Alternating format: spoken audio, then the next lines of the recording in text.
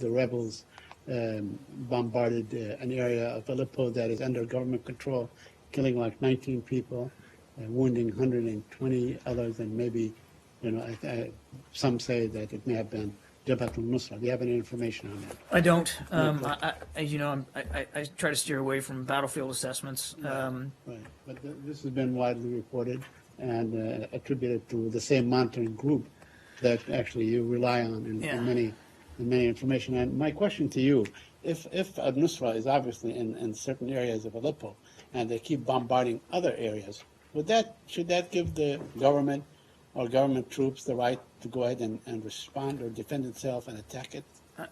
So, look, let me say a couple of things here. I mean, Aleppo, it's certainly no surprise to anybody. I mean, that in Aleppo, it's a very fluid, dynamic environment.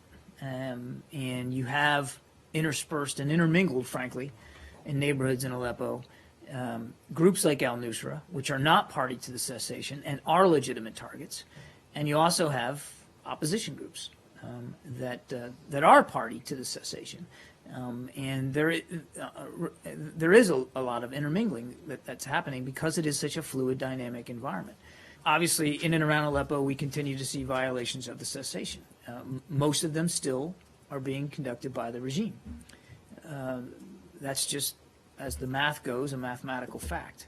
This morning, Foreign Minister Lavrov of Russia suggested that it had been America's responsibility, in his understanding of the cessation, to persuade the HNC rebels to physically distance themselves from Jabhat al-Nusra to make the offensive easier.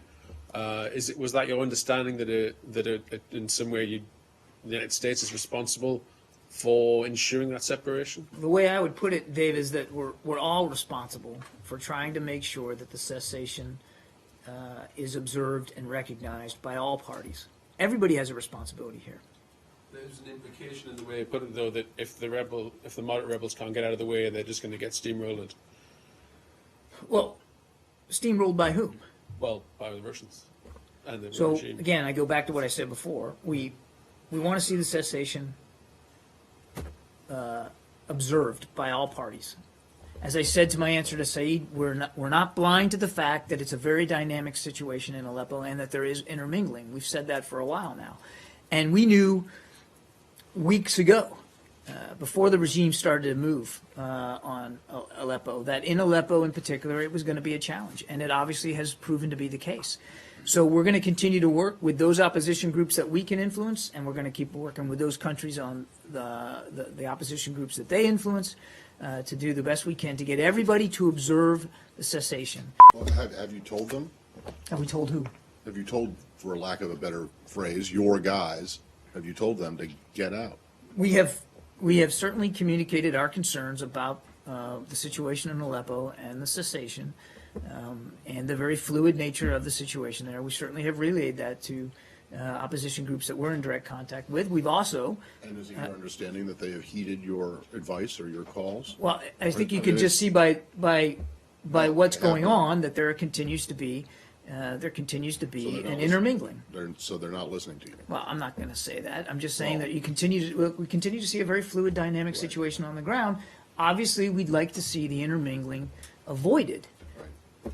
But it's not just the Russians then who are not being successful in convincing their people to abide by the ceasefire. You are also admitting that you're having problems doing that. I think we all recognize the challenge of keeping the cessation in place, particularly in Aleppo. Are you saying that when you talked about moving them to deconflict or to remove themselves from the proximity of Nusra, the bad guys, I'm talking about the rebels that you guys support, that you are telling them that they should move away from Aleppo, or they should abandon their positions there? We are essentially allow. It's not like we can order them around that, but we have influence over some of them, and we are reminding them of the inherent dangers of intermingling and being close to those who are not party to the cessation. Right. Because Al-Nusra is a legitimate target. We don't want to see our guys but doesn't that get hurt. in effect mean, or not effect, doesn't that mean that you're telling them to give up ground, to surrender? No, not at all. If you're telling them to move out of places that they hold in Aleppo, That how is doesn't mean, that's a far cry from saying give up and walk No, away. It's simply Well, not making give sure up. they understand the risks. Well, now And you're some of them, saying- and some of them may be willing to take that risk. I But- can't speak but for now all you're of them. saying that you're telling them that they should move away, but that's not telling them to move away.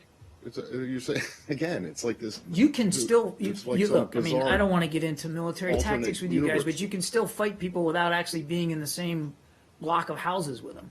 I mean, there are ways to, to continue to press what advantages, but we only- want them to, what?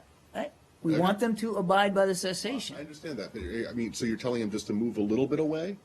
No, Overthink look, the Matt, to the Matt, next- you're overthinking this, Matt. And we were just simply advising them of the dangers of being intermingled with groups that are not party to the cessation. They have to make their own decisions.